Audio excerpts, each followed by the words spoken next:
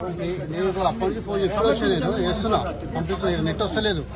నేను అయినా కూడా నేను క్షమాపణ చెప్తాను. నా సంబంధం లేకపోయినా అయినా కూడా రమేష్ ఎవరికే ఫోన్ కూడా ఎవరిని ఎక్కడ కూడా వారంటీ ఏం లేదు.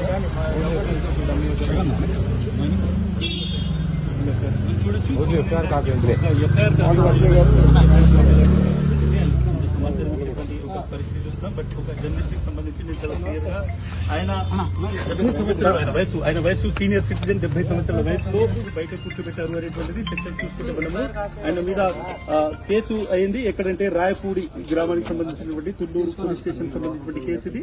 ఈ కేసులో మనం చూసుకుంటే ఆయనకు సంబంధించి అటు సెక్షన్ 79, 196, సబ్సెక్షన్ 1, తర్వాత 353 ఉంది, సబ్సెక్షన్ 2, తర్వాత 299, 61, subsection 1, BNS 67, ITA 3, subsection 1, subsection 4, తర్వాత SC ST PC యాక్ట్ ఈ PCA అనేటువంటి ఇవన్నీ సెక్షన్స్ లో పెట్టడం జరిగింది.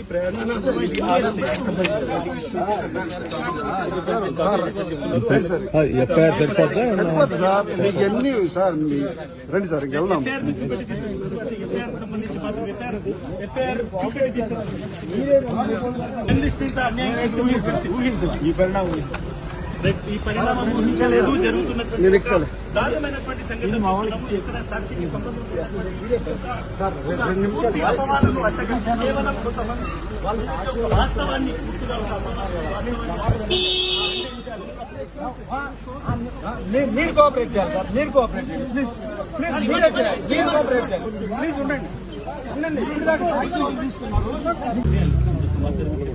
పరిస్థితి చూస్తున్నాం. బట్ ఒక జర్నలిస్ట్ కి సంబంధించి నేను చాలా క్లియర్ గా ఆయన 70 సంవత్సరాల ఆయన వయసు సీనియర్ సిటిజన్ 70 సంవత్సరాల వయసులో బయట కూర్చోబెట్టారు అనేటువంటిది సెక్షన్ చూసుకుంటే మనము ఆయన మీద కేసు అయింది. ఎక్కడంటే రాయపూడి గ్రామానికి సంబంధించినటువంటి తుళ్ళూరు పోలీస్ స్టేషన్ సంబంధించినటువంటి కేసు ఇది.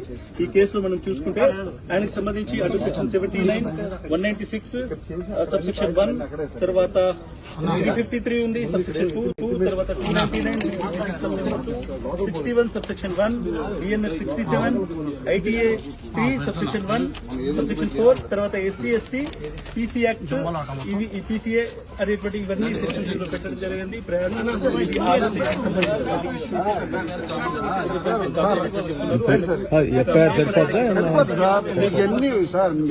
రండి సార్ వెళ్దాం. సంబంధించి మాత్రం ఎఫ్ఐఆర్ 50 సంవత్సరాల జర్నలిస్ట్ ఇంత అన్యాయం ఊహించాలి.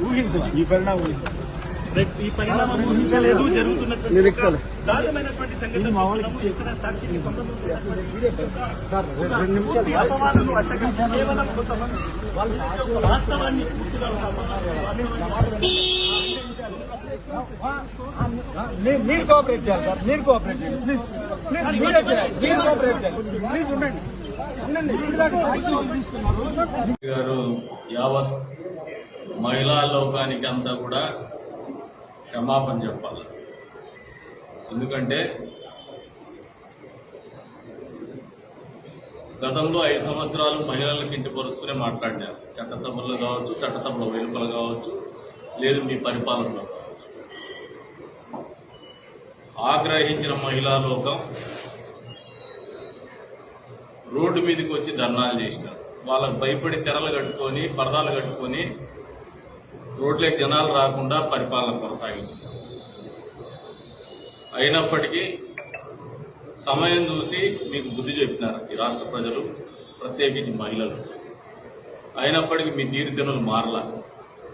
ఇప్పటికీ కూడా అధికారం అనేది అడ్డదారులు దొక్కితే వస్తుందనే ఒకే ఒక నమ్మకంతో, అధికారం అనేది డబ్బు ఖర్చు పెడితేనో, అడ్డదారులు దొక్కితేనో, లేదంటే ఆడవాళ్ళని కించపరిస్తేనో, లేదు కులాల మధ్యన విద్వేషాలు రెచ్చగొడితేనో, ప్రాంతాల మధ్యన విద్వేషాలు రెచ్చగొడితేనో, మతాల మధ్యన విద్వేషాలు రెచ్చగొడితేనో అనే ఒక నెగిటివ్ మైండ్ సెట్తోనే జగన్మోహన్ రెడ్డి ఉన్నారు. కానీ 5 సంవత్సరాల పాటు నన్ను ముఖ్యమంత్రిగా చేస్తున్నారు.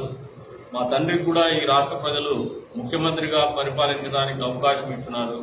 ఈ రాష్ట్రం పట్ల, రాష్ట్రంలో ప్రజల పట్ల కృతజ్ఞతాభావంతో ఉండాలనే ఆలోచన, కనీస జ్ఞానం కూడా లేకుండా విచక్షణ రహితంగా ఆయన ఛానల్లో మహిళల్ని వేశ్యలుగా చిత్రీకరిస్తూ చేస్తున్నటువంటి ఆలోచన విధానానికి జగన్మోహన్ రెడ్డి క్షమాపణ చెప్పాలి సభ్య సమాజానికి అని చెప్పి సందర్భంగా తెలియజేస్తారు.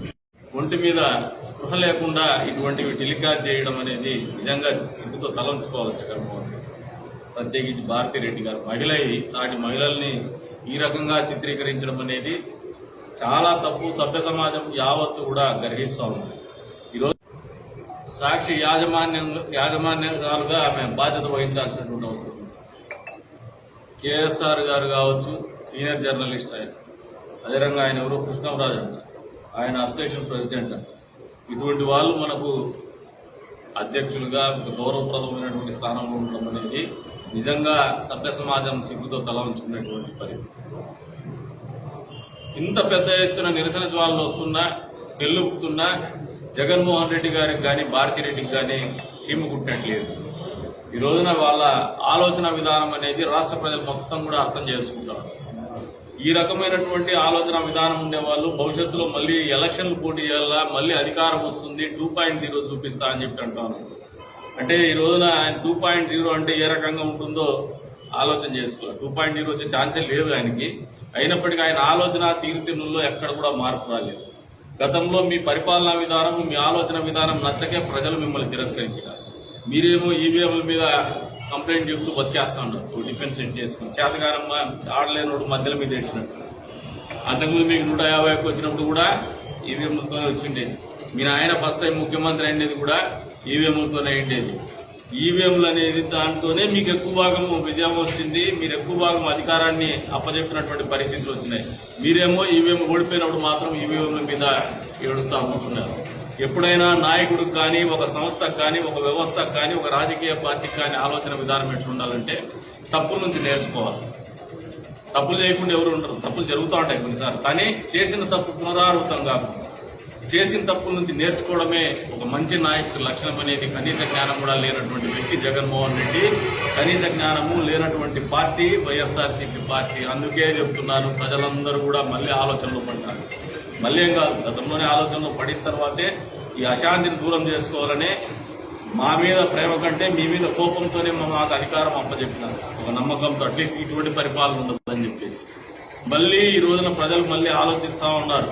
ఉద్యోగస్తులు అయితే మీరు అనుకుంటా ఉండొచ్చు, ఉద్యోగస్తుల్లో వ్యతిరేకత ఉందో, ఇంకోటి ఉందో, వ్యతిరేకత ఉందో అని చెప్పేసి. ఈ వ్యతిరేకత అంతా మిమ్మల్ని ఆలోచన చేసుకున్నప్పుడు మీ పరిపాలన గత 5 సంవత్సరాల పరిపాలన ఆలోచన చేసుకుంటేనే ఉలిక్కిపడి మరీ లేచి లేదురా మళ్ళీ చంద్రబాబు నాయుడు ఉండాలా ఈ రాష్ట్రానికి అనే ఆలోచనలోకి వస్తా ఉన్నాం. ఈ రోజున మళ్ళీ చెప్తున్నాం, జగన్మోహన్ రెడ్డి గారిని డిమాండ్ చేస్తున్నాం, భారతిరెడ్డి గారిని డిమాండ్ చేస్తున్నాం, మహిళా సమాజానికి మీరు సభ్యతగా క్షమాపణ చెప్పి మీ గౌరవాన్ని కాపాడుకోవాలని చెప్పేసి కూడా హెచ్చరిస్తా ఉన్నాం.